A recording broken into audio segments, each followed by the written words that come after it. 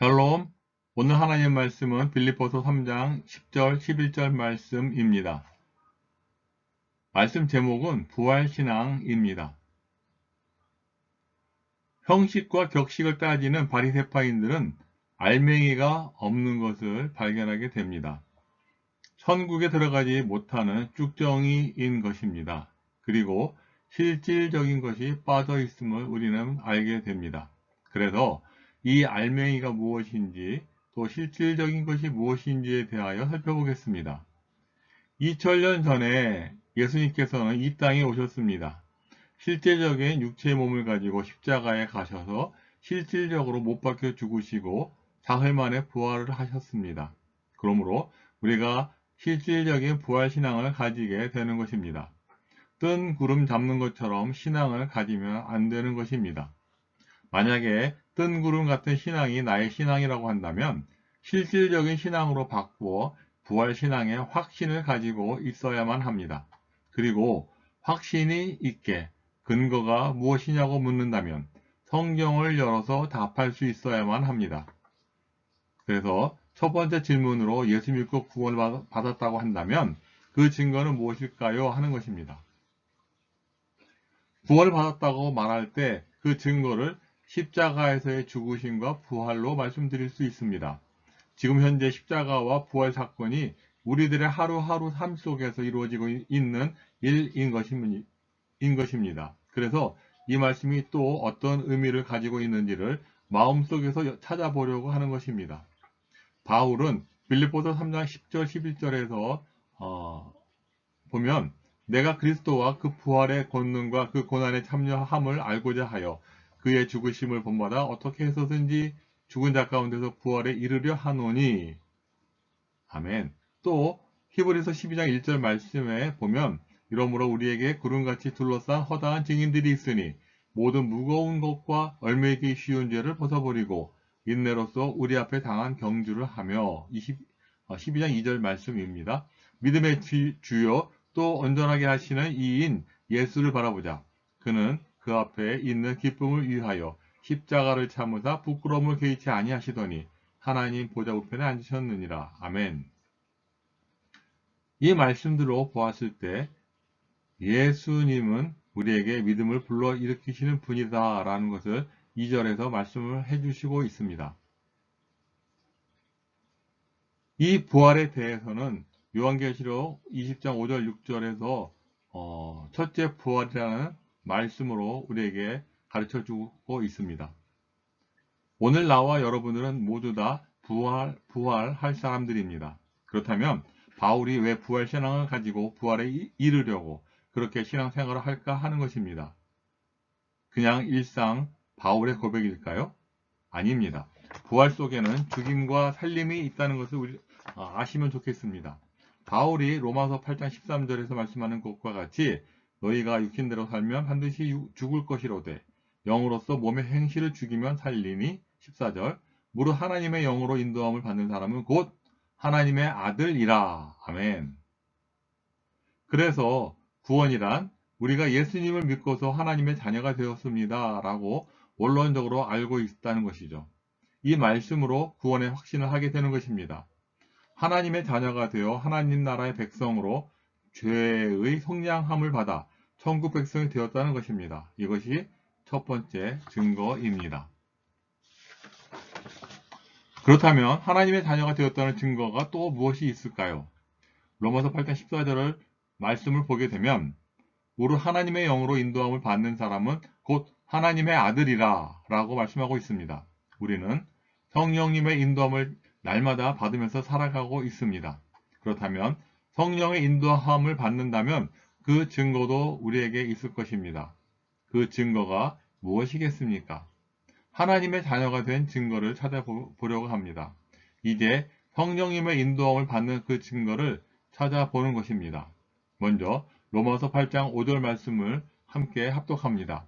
육신을 따르는 자는 육신의 일을, 영을 따르는 자는 영의 일을 생각하나니 6절 육신의 생각은 사망이요 영의 생각은 생명과 평안이니라. 내 마음 안에 영의 생각을 가지고 살아가고 있다는 것입니다. 이것이 곧 두 번째 증거가 됩니다. 갈라디아서 5장 16절에서 26절까지의 말씀을 우리가 살펴보게 되면은 18절에서 이렇게 우리에게 말씀하고 있습니다. 성령의 인도하시는 바가 되면 육체의 소욕을 따르지 않고 성령의 생각을 따르게 된다는 것입니다. 그 결과가 5장 22절로 23절까지의 말씀입니다. 오직 성령의 열매는 사랑과 희락과 화평과 오래 참음과 자비와 양선과 충성과 온유와 절제니 이 같은 것을 금지할 법이 없느니라 라고 말씀합니다. 결과적으로 영을 따르는 자는 영의 일을 생각하고 있습니다. 그러나 자꾸 육신의 일을 생각하고 있다면 영의 일을 생각하고 있지 않다는 것입니다. 즉 육의 생각과 대적해서 싸워주시고 있는 성령과 함께 같은 편에 서 있지 않다는 것이죠. 지금 이런 것들은 갈라디아서 5장 16절에서 26절까지의 말씀으로도 또한 설명을 하고 있습니다. 십자가 죽음과 부활 사건이 우리들 마음 안에서 연합한 자가 되어 매일같이 죽고 살고를 우리 마음속에서 믿음의 고백으로 하고 있는 것입니다. 그러므로 내가 죽고 살고 하는 것은 바로 성령의 이끌림을 받고 살면서 나의 생각이 육신의 소욕 속에 있다고 한다면 바로 그것을 육신의 소욕을 죽이고 성령의 생각으로 충만하게 하는 것입니다. 그런데 우리 가운데 영의 생각은 말씀이고 예배이고 찬송이고 기도니까 구체적으로 내 마음을 예수님으로 나를 다스리게 하는 것입니다. 내 마음의 주인으로 모시고 살아간다는 것이 됩니다. 그래서 우리는 이 싸움을 통해서 육신의 소욕을 이기고 성령의 다스림으로 우리가 매일 십자가를 지고 죽음과 부활 가운데 살고 또한 살아간다는 것입니다. 고린도전서 15장 31절에서 보면 형제들아 내가 그리스도 예수 우리 주 안에서 가진 바 너희에 대한 나의 자랑을 두고 단언하노니 나는 날마다 죽노라 라고 말씀하시는 것입니다. 내가 자랑할 것은 날마다 죽는 것입니다. 그런데 살아나는 것입니다. 빌립보서 3장 11절에서도 이 말씀을 보면 어떻게 해서든지 죽은 자 가운데서 부활에 이르려 하노니 바울은 죽은 자 가운데서 부활에 이르려 한다고 말씀을 하고 있습니다. 또 히브리서 12장 1절에서도 보면은 이러므로 우리에게 구름같이 둘러싼 허다한 증인들이 있으니 모든 무거운 것과 얽매이기 쉬운 죄를 벗어버리고 인내로서 우리 앞에 당한 경주를 하며 네, 예수님께서 앞의 것을 보시고 기꺼이 십자가로 가는 것입니다. 그렇다면 그 앞의 것이 무엇일까요?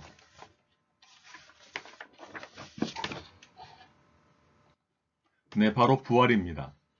죽은 자 가운데서 있다가 살아나는 것입니다. 그래서 사단과 마귀를 완전히 멸절시켜버리고 이를 통해서 내 백성을 나로 하여금 하나님께로 인도하시는 일들을 하시는 것입니다.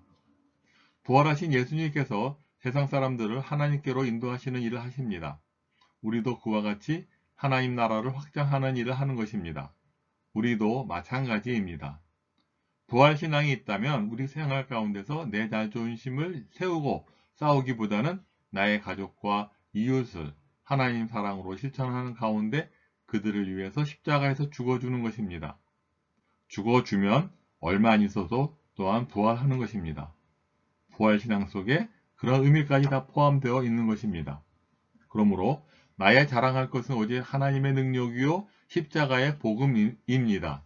복음은 모든 믿는 자에게 구원해 주시는 하나님의 능력입니다. 또 나의 자랑할 것은 오직 십자가뿐입니다. 갈라디아서 6장 14절을 우리 함께 합독합니다. 그러나 내게는 우리 주 예수 그리스도의 십자가 외에 결코 자랑할 것이 없으니 그리스도로 말미암아 세상이 나를 대하여 십자가에 못 박히고 내가 또한 세상을 대하여 그러하니라. 아멘.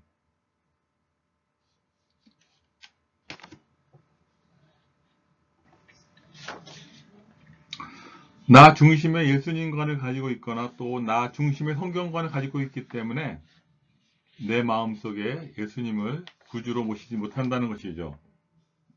정말로 성령께서 내 마음 안에 내주하신다는 것을 확실히 믿어지고 안다고 한다면 성령께서 우리에게 영의 생각을 주셨을 때 즉각 순종을 해야 하는 것이 맞습니다. 그런데 육신의 소욕이 마구 범람하고 또한 들어와 있을지라도 성령께서 아니다라고 말씀하시면 중단해야 하는 것입니다. 왜 자꾸 죄에게 양보를 하고 있을까요? 이런 일들이 왜 일어나는 것입니까? 이것을 통해서 실질적인 신앙생활이 무엇인지를 우리는 정확히 알아야 합니다. 바울을 보시기 바랍니다. 바울을 보게 되면은 굉장히 칼처럼 단호함을 보여줍니다. 베드로나 바나바도 바울에게 있어서 사랑의 빛을 진 사람들입니다. 그런데 복음과 상관에서는 세상에 대해서 양보가 없는 것입니다.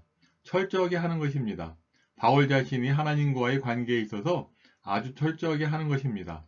바울을 통해서 우리의 생각을 바꾸고 마음을 바까리 하면서 우리 마음밭을 아주 풍성한 그리스도인 인격을 갖춘 성품으로 나오는 그러한 삶을 살게 하는 것입니다.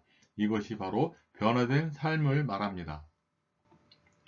우리가 세우게 될 교회가 바로 이 하나님 나라 복음을 전파하면서 우리 주 예수 그리스도를 믿음으로 만들어가는 나라입니다. 이렇게 외치면서 거기에 하나님의 다스림이 있게 되는 것입니다.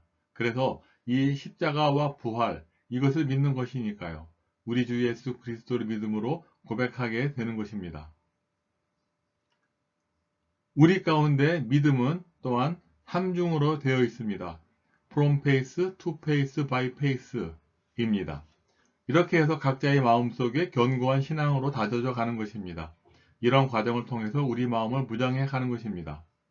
즉 믿음으로 믿음에 이르게 하여 믿음으로 말미암아 살아가게 하는 과정을 말합니다. 그래서 영적으로 무장 안 하면 사단과 마귀의 속임수에 무조건 지고 마는 것입니다. 십자가의 도는 구원을 받는 우리에게는 하나님의 능력이 된다고 말씀하셨습니다. 저나 여러분에게 있어서 하나님의 능력이 나타나지 않으면 사역을 못하는 것입니다. 그래서 바울도 자기의 아름다운 말과 지혜로 십자가의 도를 설명하지 말라고 하는 것입니다. 곧 십자가에 못 박히신 예수를 알기로 작정을 했다는 것입니다. 십자가에 못 박히신 예수님만을 말하는 것입니다. 또 못 박히신 예수님만을 말하게 하는 분이 있습니다.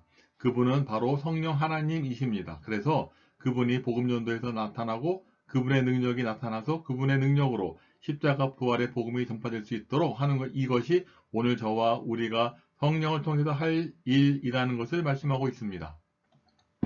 오늘날 사람과 사람이 부딪혀서 일어나는 일들에 대해서 고민하지 않을 수가 없습니다. 말씀이 우리 마음판에 새겨지면 끊임없이 성령께서 나와 여러분들을 시험하고 있는 것입니다. 어디에서요? 우리 마음 안에서입니다. 사단과 귀신과의 영적 대적을 하지 못하고 죄에 넘어지고 영적 싸움에서 져버리면 그때 빨리 깨달아야 하는 것입니다. 주님, 아직도 제가 주님의 자리에 걸터 앉아 있음을 봅니다. 완전히 내려앉아서 주님이 주님 자리에 계시도록 도와주세요 라고 기도하는 것이죠. 나의 못난 자아를 능동적으로 십자가에 못 박는 것입니다. 이것이 우리가 해야 할 일인 것입니다. 이 마귀는 우리 마음속에 있는 무엇을 빼앗아 가는 것입니다. 그것이 무엇인가 하면 하나님의 은혜의 말씀을 빼앗아 가려는 것입니다. 마태복음 13장과 누가복음 8장을 보시겠습니다. 내 안에 있는 말씀을 빼앗아 가려고 하는 것을 우리는 성경을 통해서 알 수가 있습니다. 그래서 은혜 받은 하나님 말씀을 잘 간직해야 하는 것입니다. 누가복음 8장 10절로 12절로 말씀을 보게 되면 이르시되 하나님 나라의 비밀을 아는 것이 너희에게는 허락되었으나 다른 사람에게는 비유로 하나니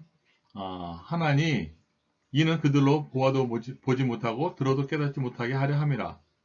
이 비유는 이러하니라. 씨는 하나님의 말씀이요 길가에 있다는 것은 말씀을 들은 자니 이에 마귀가 가서 그들이 믿어 구원을 얻지 못하게 하려고 말씀을 그 마음에서 빼앗는 것이요 마음판에 새겨진 말씀을 마귀가 빼앗으려 하는 것입니다. 왜요? 구원받지 못하게 하려고 그러는 것입니다. 우리가 말씀을 들어서 믿음으로 또는 그냥 영혼이 구원받는다고 생각을 합니다. 그러나 말씀이 마음에 들어왔어도 이것을 지키지 않으면 다 빼앗기는 것입니다. 즉 믿음 위에 서지 못하는 것입니다. 이제 말씀을 마치겠습니다. 근신하라 깨어라 너희 대적 마귀가 오는 사자같이 두루 다니며 삼킬 자를 찾나니 부활신앙을 깨먹고 살아가는 것입니다. 부활신앙이 살아있으니까 바울은 날마다 죽는 것입니다. 나중에는 나의 나됨은 전적으로 하나님의 은혜 위에 은혜였다는 것을 고백하는 것입니다. 그래서 하나님께 존귀 영광을 올려드리는 것입니다. 이것이 부활하신 예수님과 동행하는 삶을 살아가는 것입니다. 아멘.